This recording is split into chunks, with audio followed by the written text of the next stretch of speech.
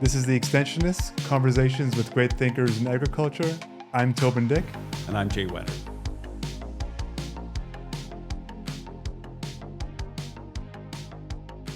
Hey, so how do you organize your thoughts? Oh my gosh.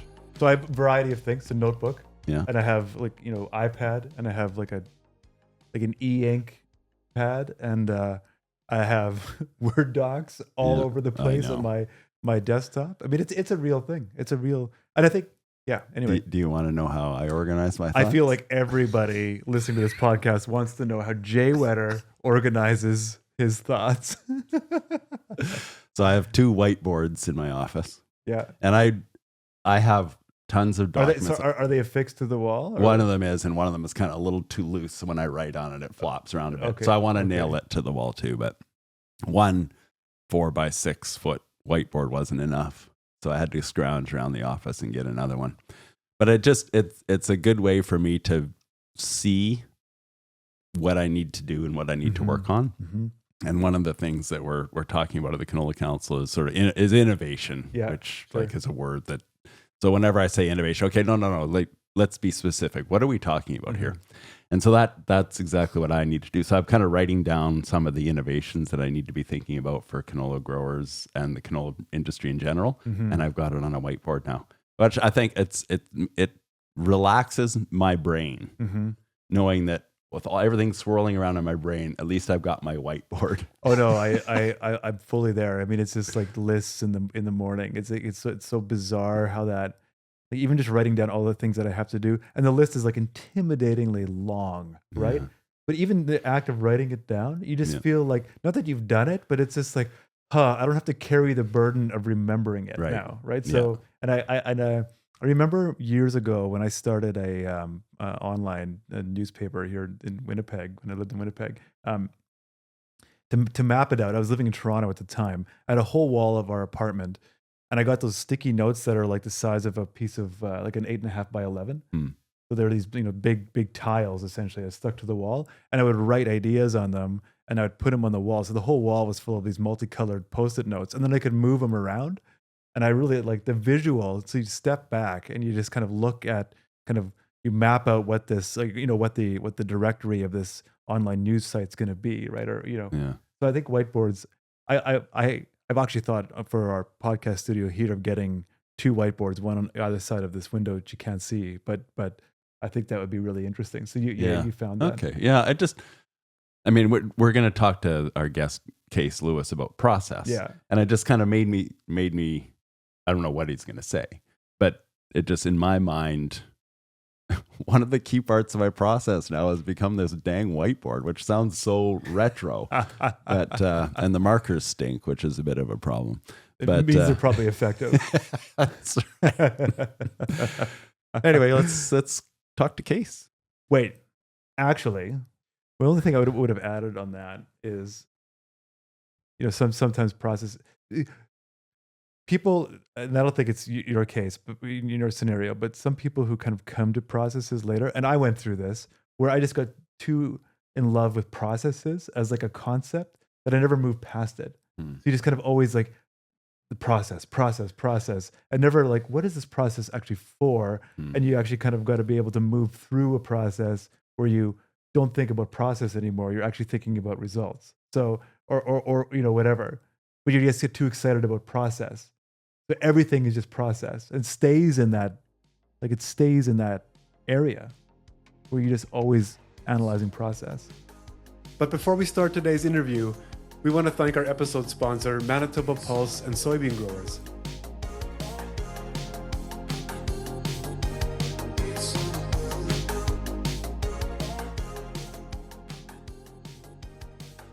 Stay ahead of the season with the Bean Report, your source for timely in-field insights from the production agronomists at Manitoba Pulse and Soybean Growers. Whether you're growing soybeans, dry beans, or peas, the Bean Report delivers what you need to know when you need it. Each issue is packed with updates on crop conditions across Manitoba, pest and disease alerts, agronomy tips, weather impacts, and management recommendations straight from our field agronomists. To subscribe, visit the Manitoba Pulse and Soybean Growers website at manitobapulse.ca. and sign up with your email to receive the Bean Report directly to your inbox.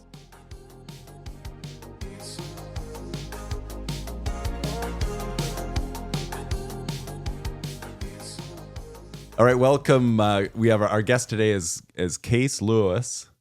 And Cees is Professor of Collaborative Research, Communication and Change at Knowledge, Technology and Innovation Group at Wageningen University in the Netherlands. That was a fairly long title, Cees, but we're so glad to have you with us. Toban actually met you in Guelph, or heard you speak. Sure. Yeah. Let's say that. Yeah. So how did that go? What was that meeting like? I mean, the conference itself was fantastic, and I really enjoyed what you had to say at the conference. Just kind of, I mean, even the stuff that we were talking about before the recording started here, just chatting about the systems and kind of your very kind of thoughtful, kind of intellectual approach to extension is really kind of, I like it, and I think we're gonna dive into it right away. So, but first we have to talk about skating. So. We got to talk about skating first.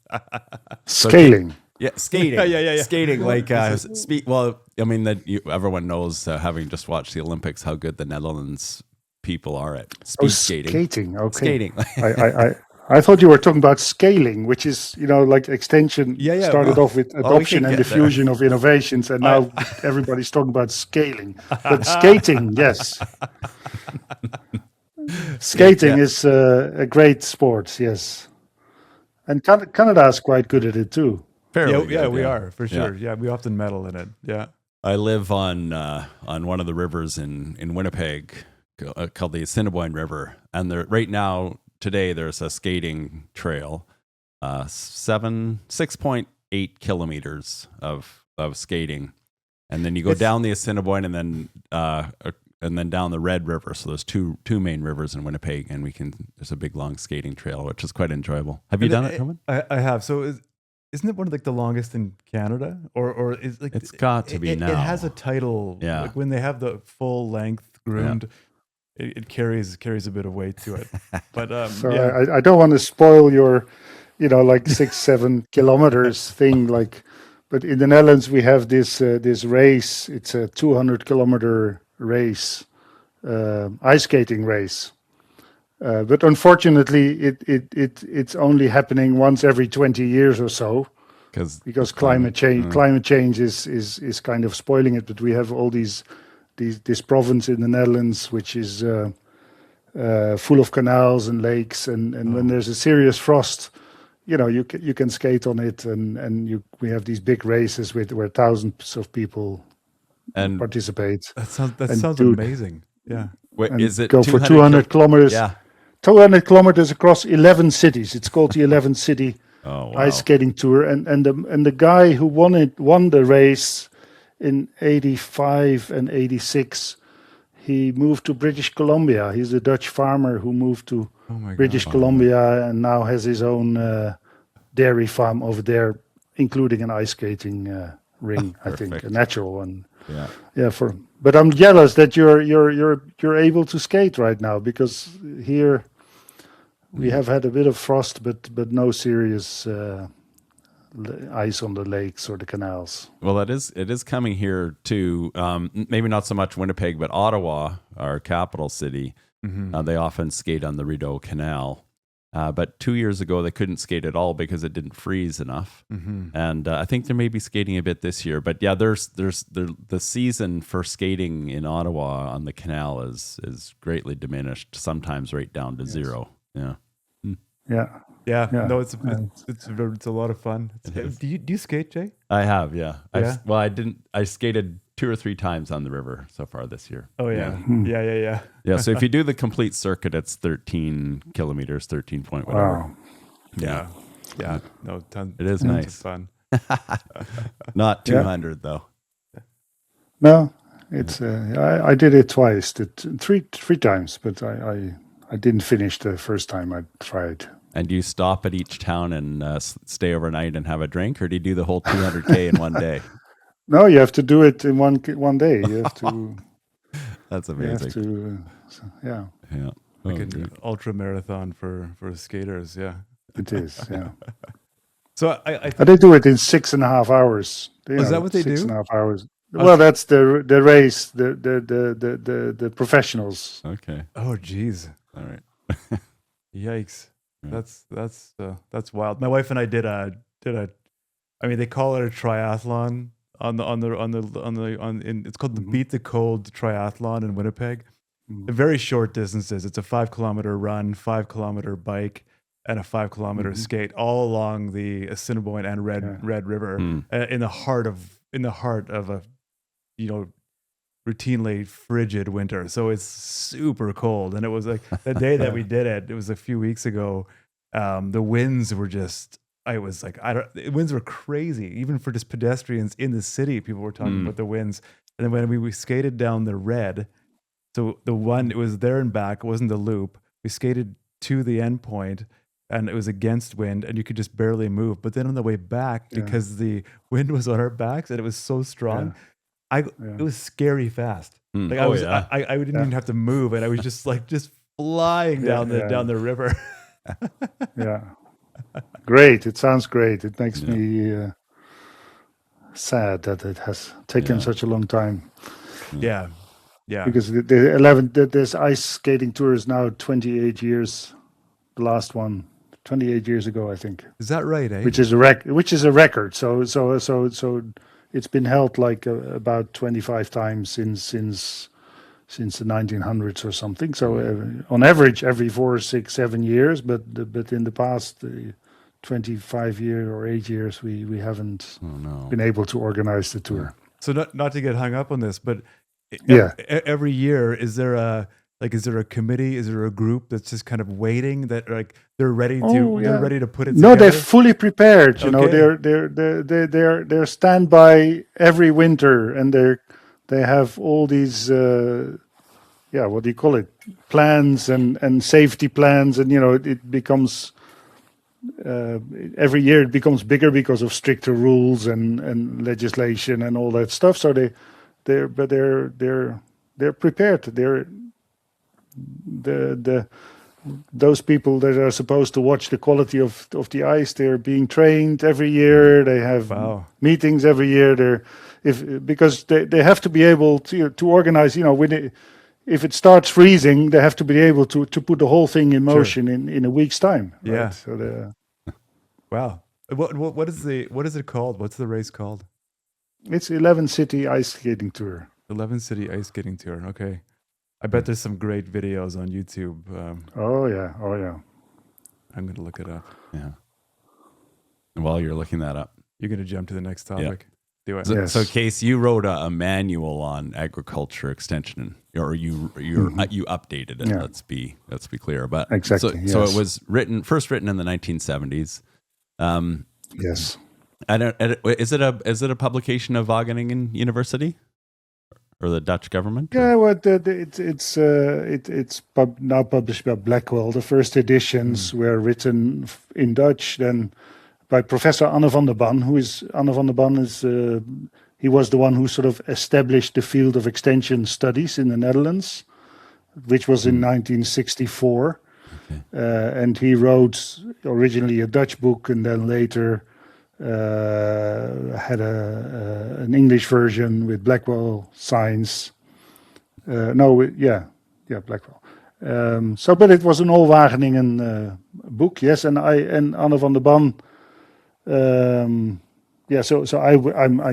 was born. I was barely born when he wrote his first book, but I studied sociology in Wageningen, became familiar with the work of Van der Ban, and the thinking, of course, in that Department of Agricultural Extension Studies has evolved considerably. So he is a very generous man, and he offered me that I could sort of write the third edition of his book.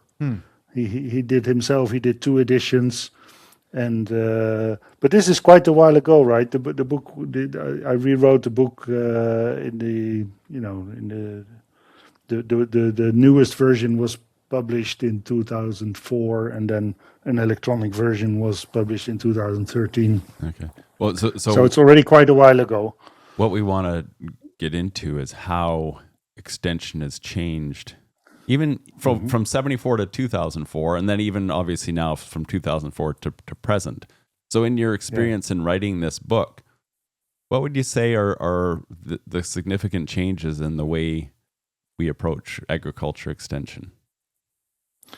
Yes, so when agricultural extension started, it was very much, about the word. The word already says it, extending the message from the university to practice, and practice was farmers, right? So the idea was that there's all this knowledge and technology and new ideas developed in science, and the idea was to extend it into society. There's a big concern with how messages and technologies from science get diffused into society. But it was very much, the focus was very much on, knowledge transfer, technology transfer, and enlightenment, right? In Dutch, the term extension literally means, it's voorlichting, it literally means holding a light in front of somebody. Oh, interesting. Kind of assuming that person is in the dark and that we as scientists are in the light, right? So it's kind of a bit of a paternalistic flavor to it. Can you say that word again? Cees, what is that word again in Dutch? Voorlichting. It means, holding a light in front of somebody. Yeah. Literally. Voorlichting. Yeah. Great. But yes, paternalistic. Yeah. Right. Yeah. A bit paternalistic and science thinking that they know it all, and that farmers. Of course, we discovered that. Over time, you discover that many messages and ideas that are communicated from science to practice do not really land, right? So farmers have all sorts of considerations to do things differently.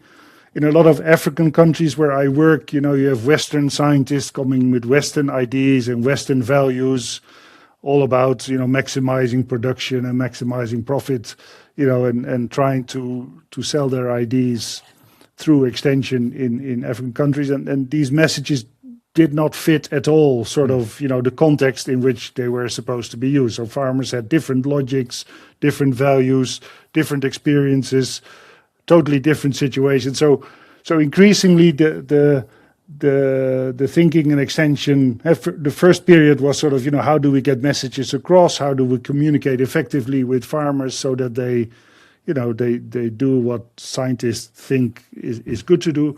But later on, we started realizing, how can research and scientists, how can they start to produce more relevant messages for farmers, right? So the focus shifted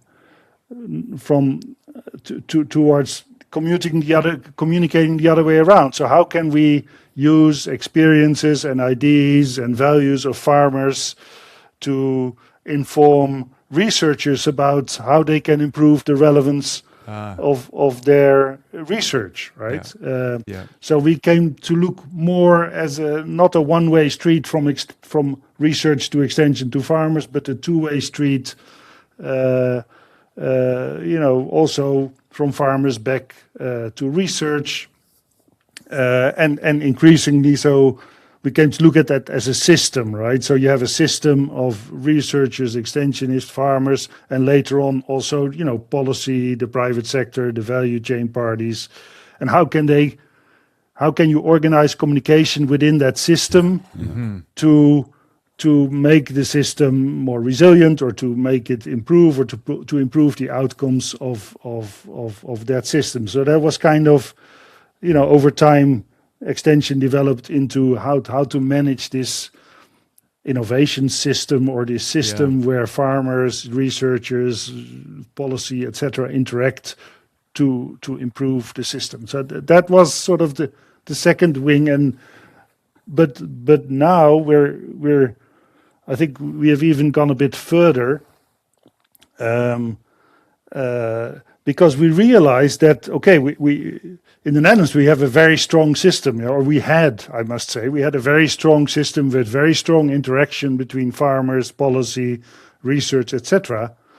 but we have ended up with a system that has a lot of negative side effects, right? So the Netherlands is a very small country. It's the second largest exporter of agricultural produce in the world, and it has huge environmental problems with water pollution, nitrogen pollution, biodiversity degradation. I can explain more about that, but the system is really in crisis. So now the question is much more: how do they transform the system? How do we change the logic of that system? And that, of course, in African settings, that is also the case. In Africa, there's still a lot of poverty and disease and problems which are not sort of accidental, but they are kind of reproduced by how the system is organized. So if you really want to develop agriculture, you need a transformation rather than just better interaction. You need to change the logic of the system. So we have now, and that's also where the term social or institutional innovation come in. If you want to change the logic of the system, you do not only want to change farmers, you need to also change the value chain, the supermarkets, and especially the interactions between all these players and the way the logic through which they interact. So we're now yes. Well, I just wanted to know because I get the sense maybe in Europe that and this is kind of a lead up to a question, but I feel like we're back in a situation where the government wants to do these things for the system, and is it coming back to a paternalistic style where the government needs to address all of those issues you listed, and then they're kind of pushing an agenda on farmers? Yeah. Oh yes, they're trying. Well, they're pushing. They're not using extension anymore because the Dutch government has completely privatized extension, right? So the government, we used to have a public extension system, which worked very well after the Second World War, where the whole mission was to improve to increase food production, never hunger anymore, as in the Second World War. So we had we had the European Union, we had guaranteed prices, we had land reclamation, we had massive government intervention in extension and research, and so the government very effectively supported farmers in a particular direction. But then all these negative side effects started to occur, and the Dutch public said, why are we paying farmers an extension, more or less to destroy the environment? That was kind of the perception. There was no longer a political agreement that the direction in which agriculture was going was desirable. So public support for things like public investment in extension kind of disappeared. There was also the times of Margaret Thatcher and Ronald Reagan, which was everything was supposed to be done by the market. So extension actually was completely dismantled. Public extension was dismantled, and now we have only private extension. So what the government now tries to do, it tries to regulate, right? It's if we have environmental problems, the government is trying to regulate farmers, basically. It's putting ever stricter regulations,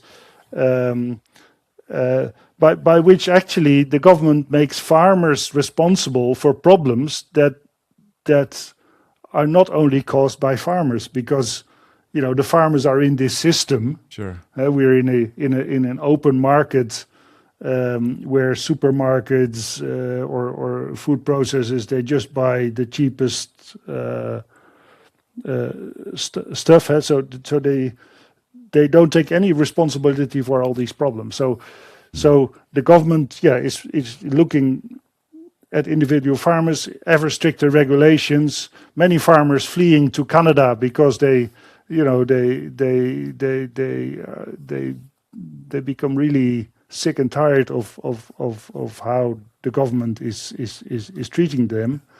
And meanwhile, supermarkets, food processors, they kind of left alone. We have had a neoliberal government for the last 25 years or so. So all this massive, what we did after the Second World War, which was guaranteed prices and forced land reclamation, huge public investment, all that has disappeared. So, so the strange situation is that we have a major crisis, but the government shifts the responsibility to individual farmers or to consumers. They say, well, look, if the consumer doesn't want to pay for it, then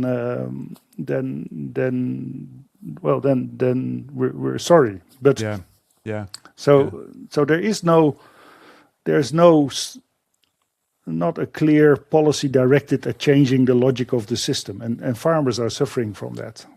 So I think the systems approach is really interesting, and I don't think we pay enough attention to that here in Canada anyway.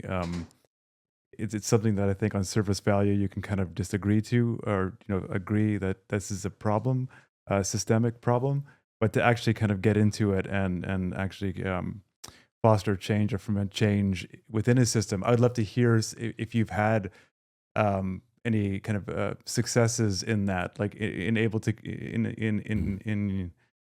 being able to change an entire system, right? And I think that's interesting. Like for what Jay, so for instance, Build Grassroots, like what Jay and I do. So we also teach extension, right? But we teach extension within a very, we don't do like I think I would like to kind of take that systems approach. We take a very much like there's a gap in the current environment.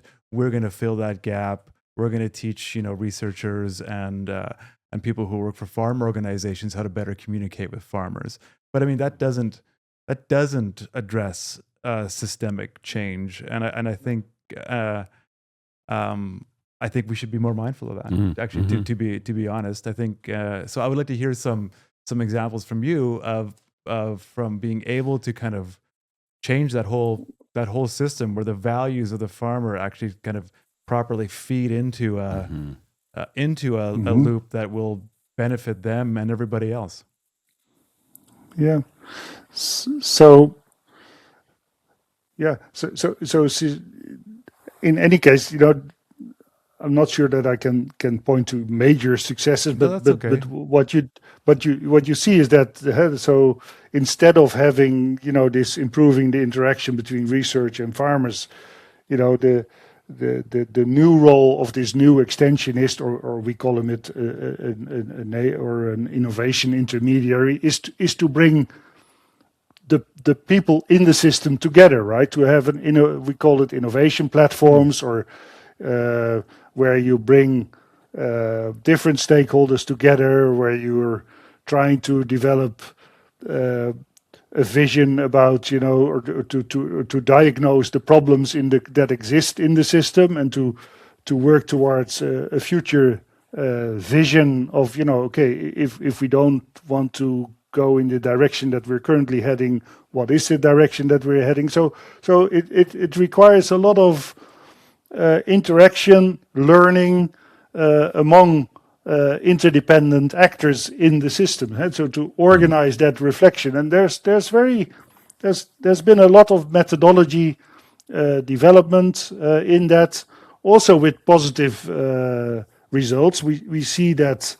Maybe not so in aggregate, but you see it in for example, in the energy sector in the Netherlands. We're really going through an energy transition where our fossil-based energy system is being transformed into a more sustainable energy system with a lot of solar, wind energy, biofuels, etc. And that wasn't that didn't go easy, right? So it was a big problem, also because the fossil industry does not necessarily want to change the system. We currently see a backlash actually in that direction. But these methods have been very effective in building coalitions for change. To change that system. And also in agriculture, you can also look at for example, you have the whole organic movement in agriculture, which hasn't really transformed agriculture as a whole, but it's kind of built a parallel system next to conventional agriculture. Which is also an organized transformation which has been well thought through, and where these kinds of methodologies were used. Cees, I have a feeling that the way things are moving in Netherlands and maybe Europe is that, so like you said, government has an image, an idea of how they want agriculture to be. They push regulation on farmers. So there's a bit of an animosity now between government and farmers. And you talked about a lot of Dutch farmers moving to Canada. So how do we use extension to, I like this voorlichting. So rather than moving the light from in front of someone, kind of put it on top of everyone. So we're lighting the whole scene. But how do we use extension to make sure farmers feel like they're part of the system? Because right now, my sense is that farmers are outside the system, kind of being blamed for the problems. How do we bring farmers into the system? I do want Cees to answer this question, but I feel like I can. I feel like I'm going to answer it also, or respond to it a little bit, just from what Cees has said. I think one of the things is what's really interesting is this whole.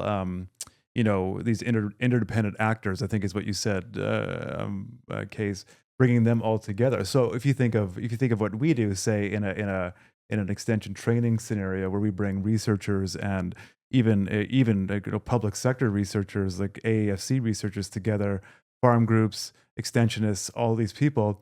What we're missing is farmers in that room. So you bring all these interdependent actors into that same room. And you chat with them about ag extension, and I mean, so then you have this. I mean, I want you to answer the question too, Cees, but I was just feeling you're inspiring me to answer it on your behalf. So no, I like that, Toban. That's good thinking. It requires that that governments and the private sector also see their own role in this.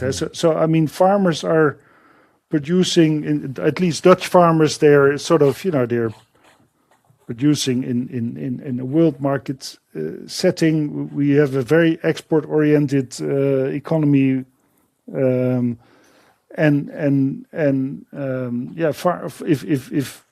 if supermarkets can and we're loading all these environmental regulations, etc., onto farmers, that is going to increase the production costs, and then food processors or other parties in the system are going to source the food from elsewhere, from Germany or from Australia or whatever. So our farmers cannot.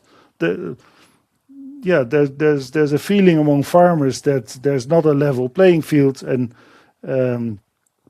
that indeed all the problems are offloaded to them. And if you want to change that, then policy has to recognize that it's part of the problem, that it's not just farmers that need to change. Policies need to change. The rules of the market need to change. Maybe all the parties in the system have to see it as their responsibility to make it possible for farmers to produce in a more sustainable manner. That is the problem in the Netherlands. But it has to be also profitable. Like, farmers need to be able to make a living at this. Yes, exactly. So the whole sustainable economic. Gotcha.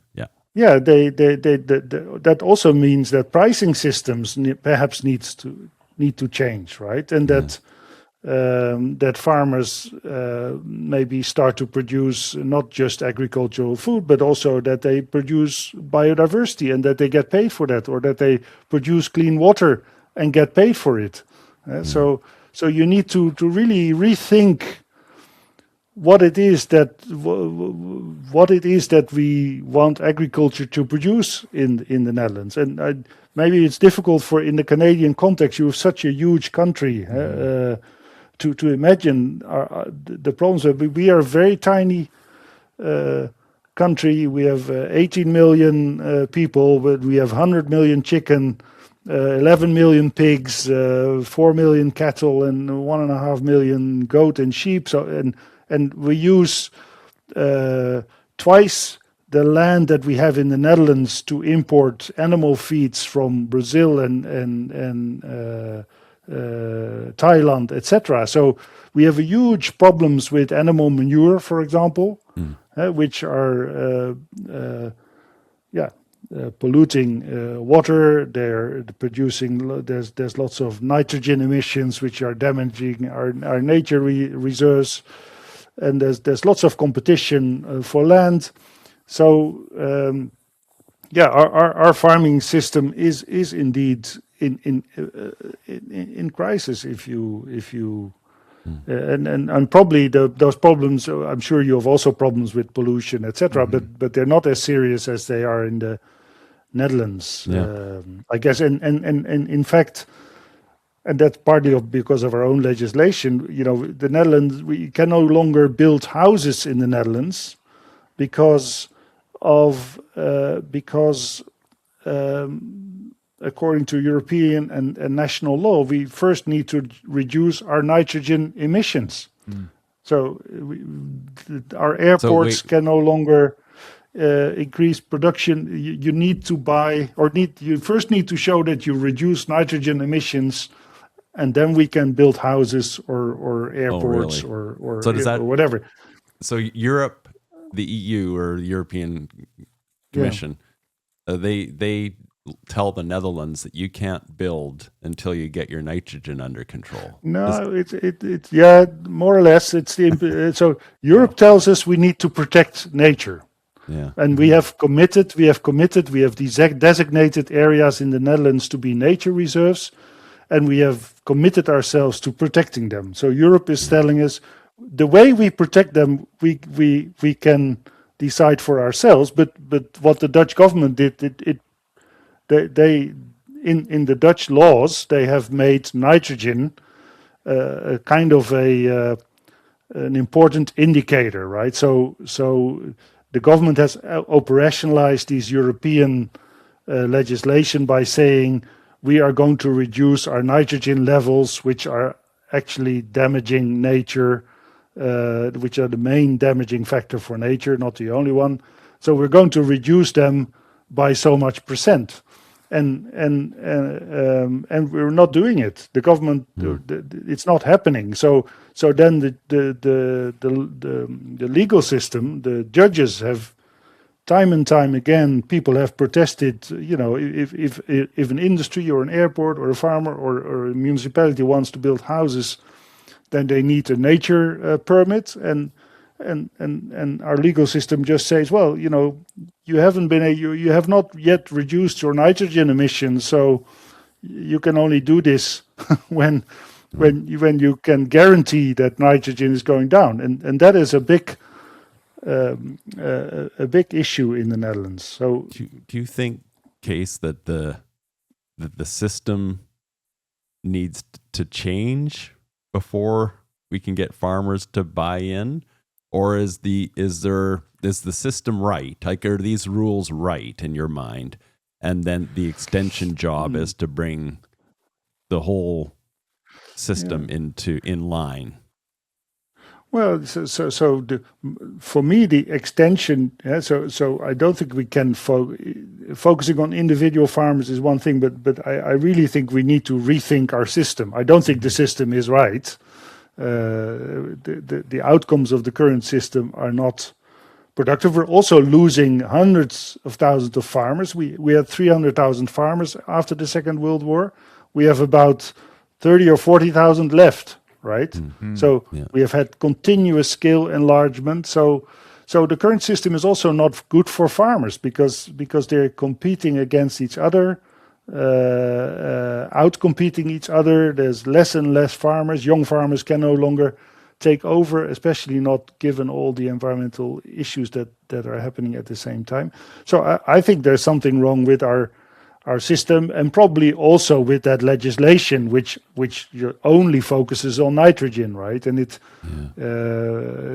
that's also far too monolithic look at it, and the role of communication, not narrowly extension, but the role of communication should indeed be to bring people together and to work towards a coalition for change, because systems don't change easily. That's also a political struggle in a way. If you want to, there's winners and losers if you change the system, and not only in the farming community, but also in the value chain and in the entire agricultural sector.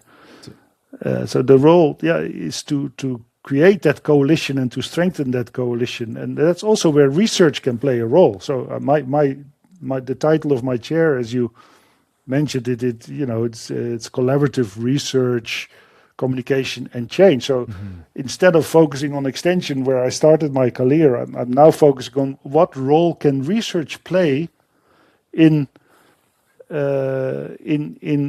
strengthening these coalitions for change, because you run into a lot of uncertainty when you want to try to change the system, and you run into resistance, you run into uncertainty, and I think research can be a vehicle to bring parties together, to say, okay, we're going to find out. If we don't know, we're going to find out together, and if you do that together with farmers and stakeholders, etc., then you also have something to do, you talk to each other, you get to know each other, you improve relationships, and you develop knowledge that actually serves as a common starting point that may shape the future. So do you, go ahead. So in all your years thinking about this, about change and systems, if you were given a clean slate today and you were asked to kind of create a system, in some ways it's an unfair question, and I fully appreciate that, because these things are inherently messy and in a good way, right? I mean, they're meant to be collaborative, and you have people involved, and it isn't just a very much like a foisting of a new roadmap onto a current, board. But I'm still going to ask it. Do you have a sense of a system that could work? Have you kind of dreamt one, or what does that look like? What does it look like? I think that, but now I'm going. The root cause of.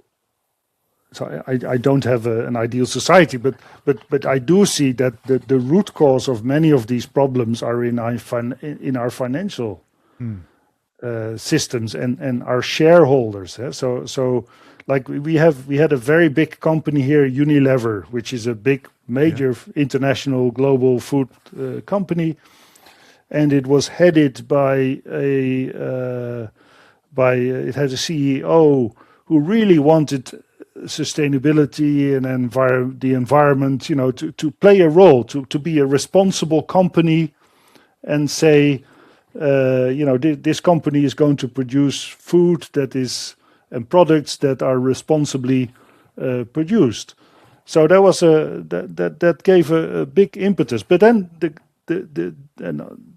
basically this CEO was removed by the shareholders, the investors, who just go for short-term profit. So if you want companies to take responsibility for the environment, then you need to do away with short-term thinking. And our financial sector, I'm not an economist, but to me it looks like, it's like a sort of a gambling house where people try to make short-term profits, and if the people who hold the shares of a company have no responsibility at all. They just buy and sell shares, right? So they don't take any responsibility for what the company is doing and what the company is producing, and the side effects that these companies produce. So I don't have an end vision, but I think you need to, if you want to fundamentally address the problem, then you need a system that can think long term, and then you need to have alternative financial constructions rather than our short-term financial market. So that's where it probably should begin. Yeah, I just want to say one more. I know Jay's got a couple questions in the barrel here, but I want to say this before I forget. Like the role of public extension, the role of kind of government-led extension versus private is something I'm thinking about. I mean, what Jay and I do, what Jay and I do is private, right? I mean, it's a for-profit enterprise, but we're doing it because there's a gap, and I mean, and there's interest, and it's a growing part of the business, and there's those kinds of things that are fun and exciting, but I also am a conscientious person, and I want to be mindful of the fact that are we filling a gap that should be filled by the public sector, and what are the ramifications of the public sector stepping in and doing it? And I think that's something I'd like your comment on. Yeah, all the negative side effects of agriculture have to do with the environment, with biodiversity. We're all public goods, basically, right? So they're public goods, so the public. I think we should reinvent in the Netherlands. We should reinvent public extension, because now the only people who come on at farmers, at the farm, are private extensionists, and I don't know how that is in your system, but our private extension, most of those, they sell something. They sell pesticide, or they sell fertilizer, or they sell animal feed. So these are advisors that have, farmers are paying for that through the products that they buy. So they're not independent advisors, right? No. So they have an interest, and the government has lost its eyes and ears and its way, its connection with farmers. Also because it lost its public extension service, and of course, farming in a more ecological or a sustainable way is actually more difficult, right? It's very knowledge intensive. You need to, instead of doing preventative spraying, 7 times in your crop, you need to manage kind of an ecological system where there are good insects and bad insects, and it's all more knowledge intensive than it was. So you need publicly funded forms of extension, I think. Case in, we've done surveys and with the Canola Council here in Canada, and showing that the number one source of agronomy information is that retail, face-to-face at the retail, which is, like you said, the people who are selling the products. And that's often where farmers are having their primary discussions about agronomy decisions. I'm wondering, I'm going back to the shedding light, because I love that theme. I almost feel like in the Netherlands, and maybe in Canada as well, is that the farmers need to be proactive in being part of this extension landscape and shedding light back on the government, or back on the regulators, back on the companies, and saying, hey, this is the scenario you've created for us. We can't work in this scenario. So so there's some responsibility, I almost feel, on the farmers to shed light back to the system. It is, and in fact, in the Netherlands, that happened in a kind of quite a dramatic way, in a sense that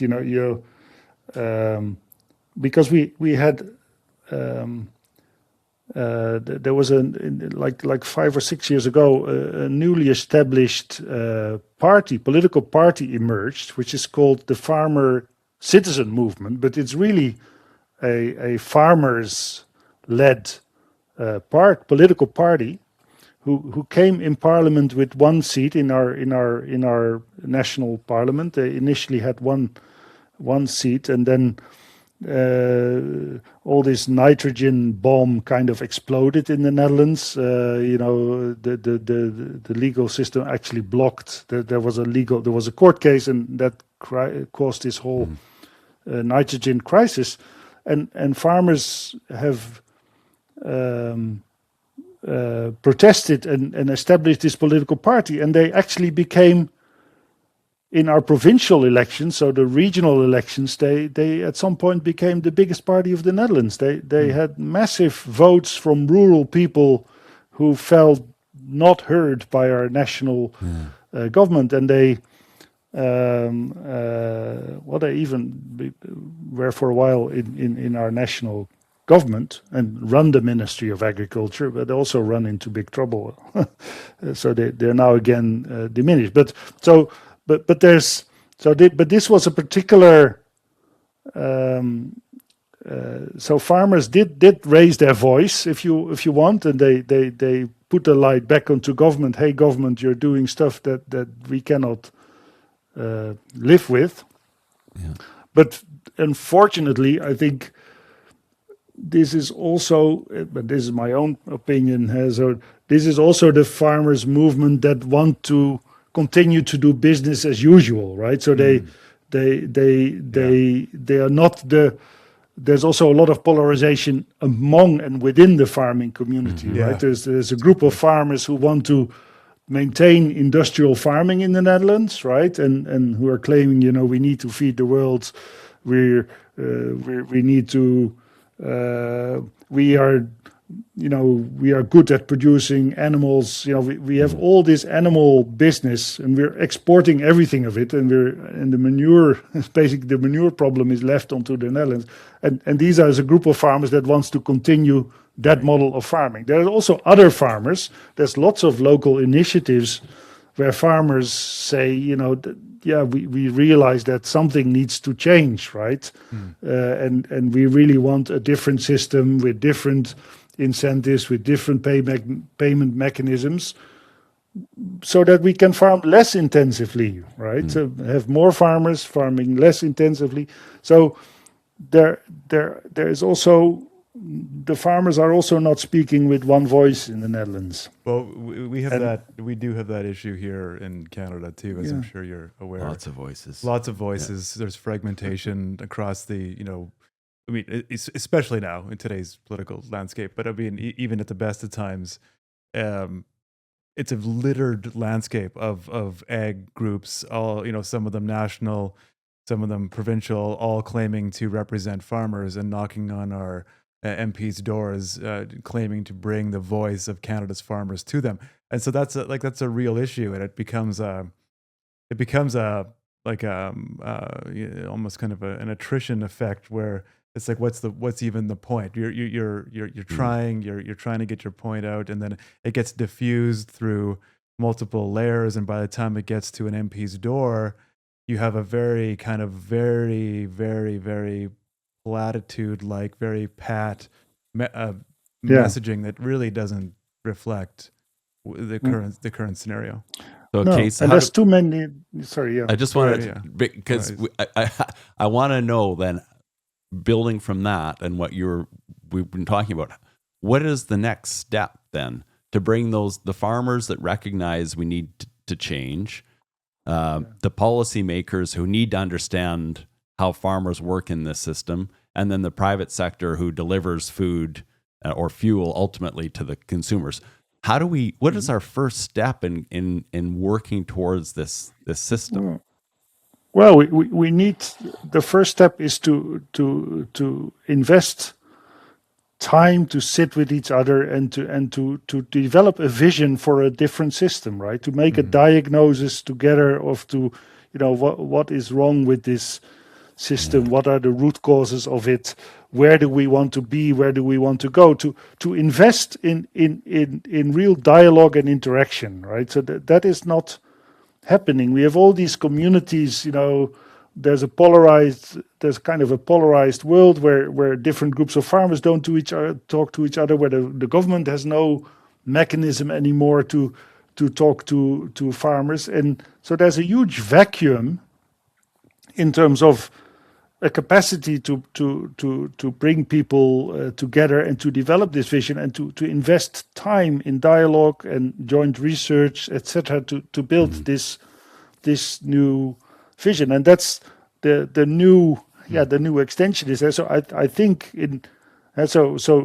our discipline is no longer called extension studies, right? It's kind of communication, innovation, or communication and transformation.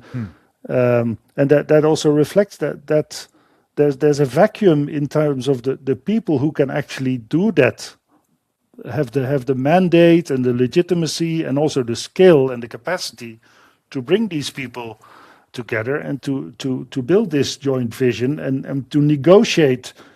It's of course there's politics coming in, but it's a negotiation process. But somebody needs to do that, and it's not happening. It's happening a little bit at regional level, but it's not happening in our national at our national level. And I don't think so in ours either. They're just so, like Toban said, so many voices, so hundreds, thousands of voices. Yeah.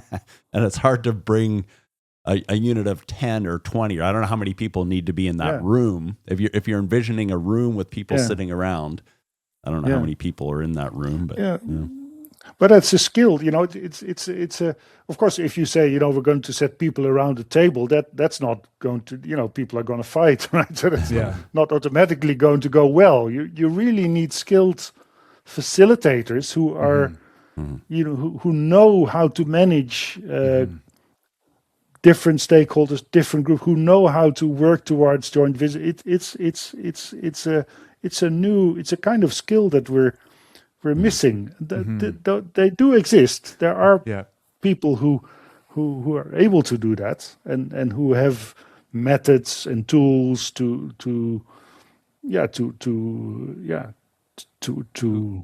build relationships and to build joint visions. Yes. Who are those people? Like, we need to phone them up and say, "Can you organize a meeting for us?" Yeah. Well, yeah. So there is a profession that they are called. They're process people, process facilitators, dialogue experts. So there are people.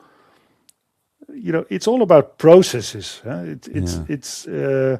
It's because it's very much a relational. It's about. The relationships between parties in the system, especially between government and farmers, have been damaged, right? So how do you repair damaged relationships?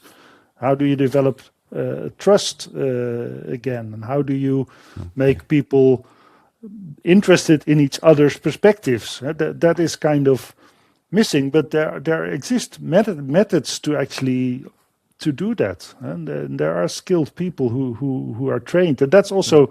We have courses now in our university which is about facilitating interactive processes, right? These people, they don't call themselves extensionists, right? But they do exist. Yeah, that's so. Cees, as kind of an, I don't know if you kind of call yourself this, but like an extension intellectual, or a kind of someone in that space, which I kind of like. Are there others? Like, are there others? Like, if you think of like who Jay and I should talk to kind of next, like, who do you look to in that space, in that kind of intellectual extension communication space? Oh yeah, well yeah, there are definitely there are people like Lawrence Clerks, who's also a little bit from the Wageningen tradition, but he's now working in Chile. There's people like Andy Hall in Australia. There are people like Mark Schut, who works with the CGIAR on scaling. Sort of kind of the term that we currently is being used is, at least in international agricultural research, is scaling. We need to scale, not skating solutions, not skating. No, but it's so. There's lots of people who also in the world of transformation who are thinking about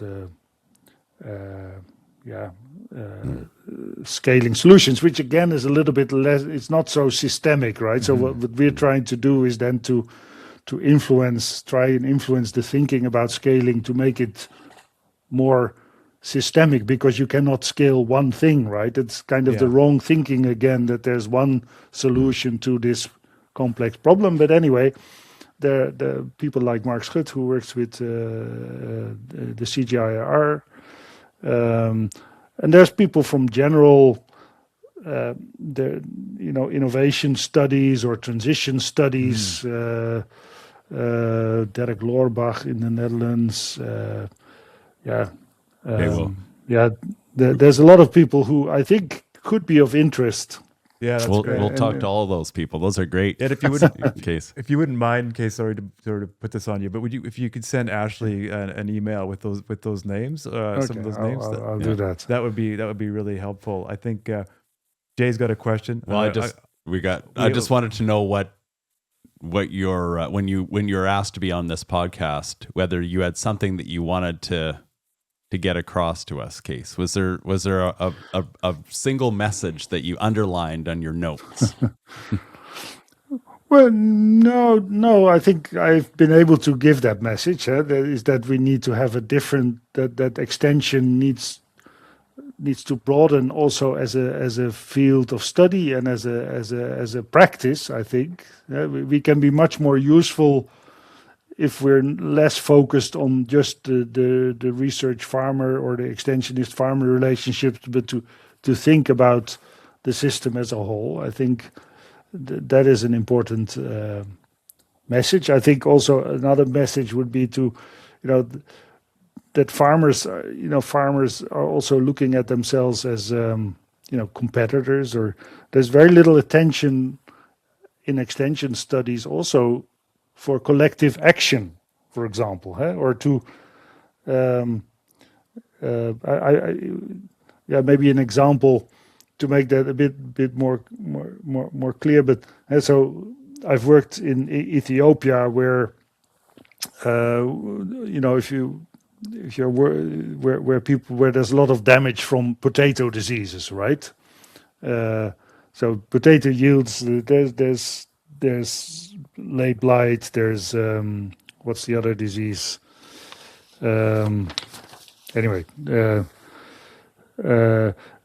Bacterial wilt.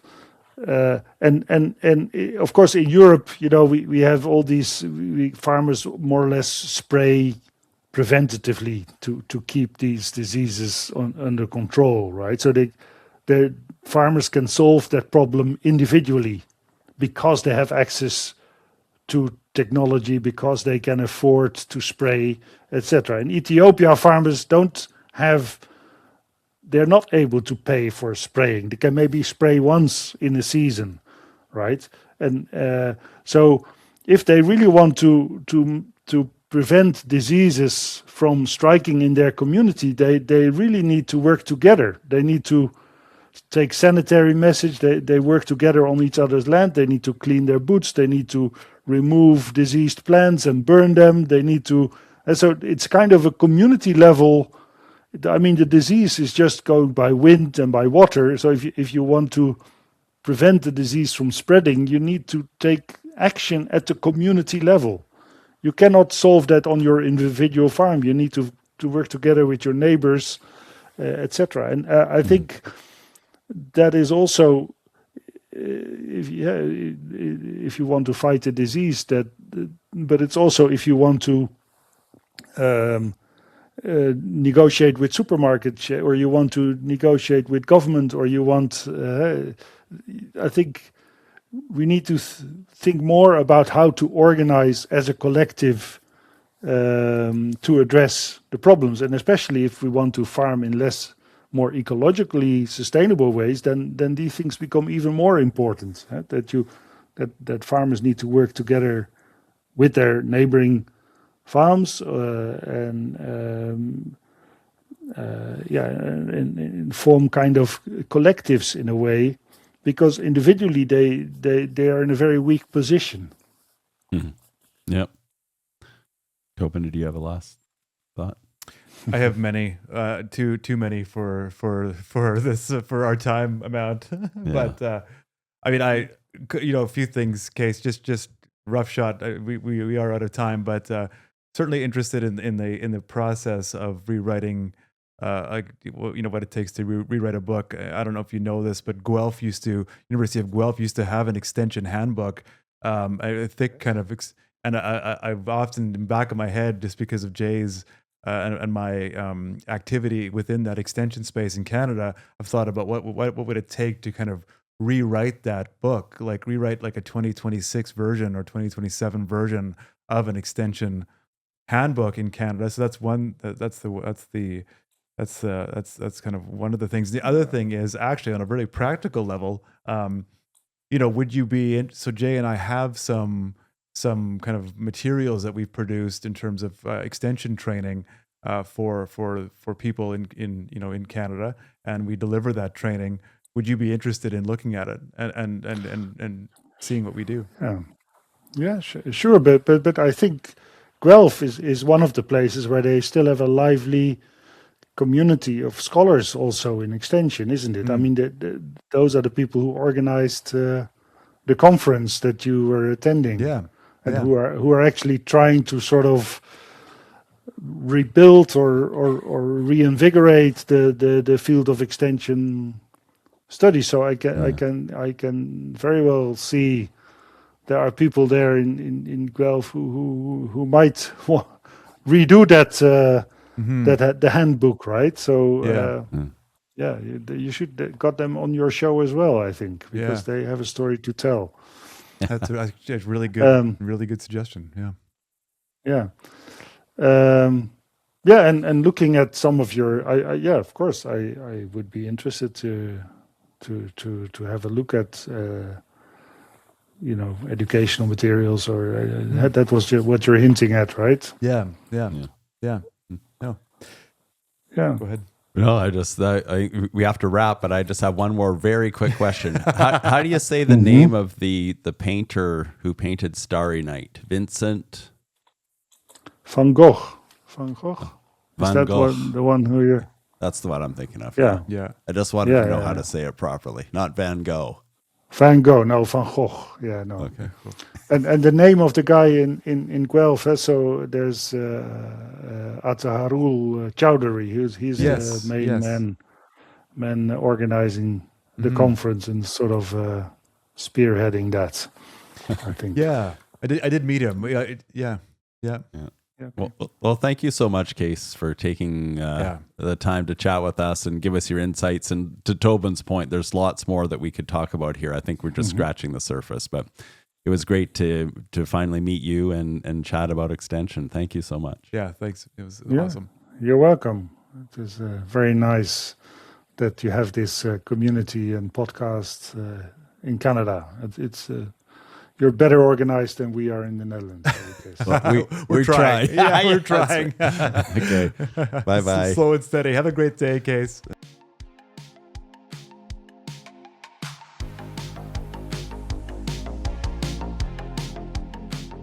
Hey there, listeners. If you're enjoying the conversations here on The Extensionists, you will probably love to get our newsletter. Yeah, it's the best way to stay connected with us, with Jay and myself, yours truly. I'm excited about the newsletter, to be honest with you, because I think... Why are you excited about so many of our guests have... Sorry. Why are you excited about it? Say that differently, Jay. So many of our guests they say so many things of interest, right? And I feel like the newsletter will be a great way to share that with our listeners. Like quick take-homes? Yeah. Summaries? Yeah, absolutely. One-liners? Absolutely. Yeah. I think about each guest, we could probably write a whole bunch of articles from each of our guests, right? So to give our newsletter subscribers like summaries of the key takeaways of these things, plus information on upcoming guests, all listeners have to do is go to theextensionists.com and follow the prompts to sign up for the newsletter. I think it'll be great.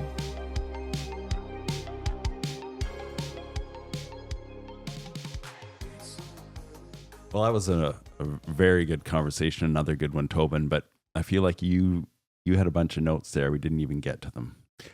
So it's interesting, right? Because if it's like, for when I hear him talk, I think about adapting our programming, right? So from that big, that was a great takeaway from your business perspective. Like that's where my head is. Yeah, like almost 100%. And I really like the space that he.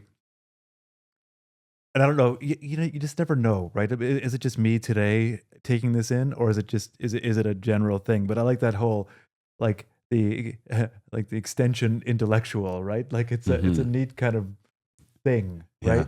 It's in one sense hyper practical, in the other sense it's like, there's like armchair people thinking intellectually about extension, about communications and change, right? And I think that's it's really, and I mean he kind of embodies that. His approach to it, very thoughtful, very systemic, ostensibly systemic. Well, his recommendation on a process expert. Yeah. So when you asked that question, I mean it was a good question, but I'm like, it's us. I mean, I don't want to just tell the world that we're good at this stuff, but I mean at some point it's like, well, we do that, right? We do bring people together. We can chat with a variety of people. Not that we did the schooling and have the whatever, but it's like we have the experience doing it. Yeah. So I think. But so I've been on this empathy kick, which I keep saying. So now I'm gonna leave that behind and go on my process kick. I like it. So beware. Jay's phases. Evolutions. Right. I like it. Anyway, so my key takeaway from Cees, I mean, out of all the things he was telling us, was just this this process mindset to get government industry or government sort of processors and even the food service companies and farmers, all talking to each other in a way that advances food production, and in Canada, fuel production has to be part of it too. Mm-hmm. Yeah, I do want to think a little bit more about, because when I asked him what he would do in a perfect environment to create something, he started with finance, which I thought was interesting because it's something you kind of want to leave behind. Like you kind of naturally you think about it, it's like, okay, well, yeah, but he said it. He said it, so it must have it means something to him, and I think that's not to be ignored, right? Like the financial modeling behind these things and what that is, right? I mean, for governments, it's 4 years, right? For so what is that? Yeah, I don't know. I want to think about that a little bit more because he said it. It obviously is something he's thought and read a lot about, and that is a kind of a weak point, I think. Yes, especially when I'm looking at European policy from an outsider, quite obviously. But sometimes I think that all of these rules, they forget that these are all businesses that need to succeed. And he said sustainability, and my mind went to environmental sustainability, but I'm sure he was talking all about all parts of sustainability, including economic. And so the financial thing is something that is too often forgotten, but it's often the number one motivator for people. Yeah, and even just like and the role of public versus private. I mean, I know kind of what we're doing isn't, we're not selling goods, so the good is the training is what we're selling, but like the role of public extension, and so there's a case to be made that if we successfully fill that gap for the government, there's really no incentive for government to get back into it, right? So should that be the fight, or should that be the result, or should we be working towards governments getting back into that space? And I think there's no clear answer. I think it's just something, it's worthwhile to just remain cognizant of that, right? Yeah. Well, on that note, I mean, clearly there's lots more for us to talk about and lots more for us to do, so that's great. But it was awesome. Once again, thank you to our episode sponsor, Manitoba Pulse and Soybean Growers. Prepare for the upcoming growing season by checking out their latest fact sheets for growing field pea, dry bean, soybean, and even new crop introductions such as faba bean and lupin. These fact sheets provide important information for managing weeds, insects, and diseases in all annual legume crops. Visit manitobapulse.ca to find them. This has been the Extensionists podcast. I'm Jay Whetter. And I'm Toban Dyck. Till next time. This has been a Burr Forest Group production. We also want to thank the people working behind the scenes to make this podcast happen. Abby Wall is our producer and editor. Ashley Robinson is our coordinator. And Michelle Holden is our designer.